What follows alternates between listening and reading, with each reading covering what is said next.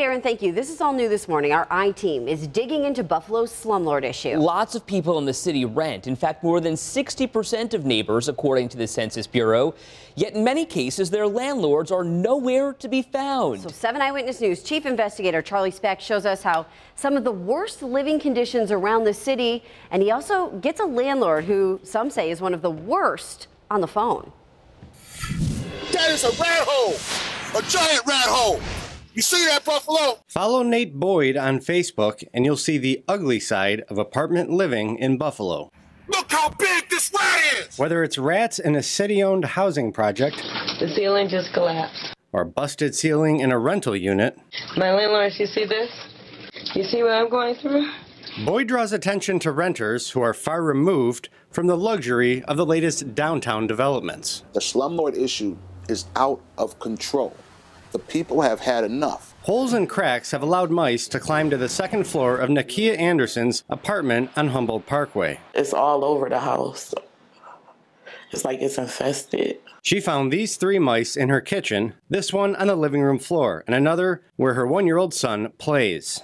These people are the worst of the worst. Patty McDonald started Project Slumlord when she noticed decrepit properties on Buffalo's west side were owned by the same group of 4 or 5 landlords. At the top of her list is Catherine George of Buffalo, whom a judge once called one of the worst property owners I have ever encountered. Property records show George owns all or part of 15 properties in Buffalo, some of which, McDonald says, George purchased at foreclosure auctions from the city. Even after a judge sent George to jail last year for housing court violations, records show 7 of her properties still have open cases in Buffalo Housing Court. George said she couldn't sit for an interview, but one of her tenants put her on the phone. Do you regret that you bought all these houses?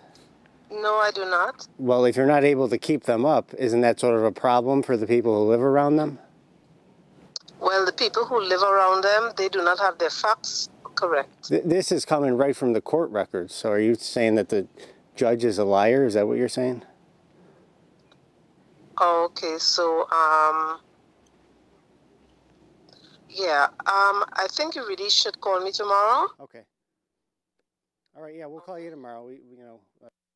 Called George back, and she says she's a good person, and there's another side to this story that her critics are not telling. So it sounds like she really doesn't want to answer the question here, Charlie. But what is the city actually doing about all of this? Because there was a stark contrast between what we saw in one apartment to the rats living in another. City leaders don't seem that concerned. We reached out to Mayor Brown for an interview, and his spokesman, Mike DeGeorge, said we could talk to him, but we were not allowed to talk to him. We talked to one of his building officials, and you can see what he said coming up at 11. So wait, you're not even able to talk to the mayor about this? That's right. We were promised an interview, but then DeGeorge pulled that back, and then the mayor was out sick yesterday, so never able to sit down with him. Wow. Hopefully we'll be able to do that in the future. I mean, just those conditions. Unbelievable. So tough to see. Yeah. You've got more tonight at 11. Absolutely. A lot more coming up. All right. So just so you know, if you don't want to wait until 11 to watch this story, you can head to our website and our app right now. Charlie's entire report is already posted there. Charlie, thank you for joining us this morning.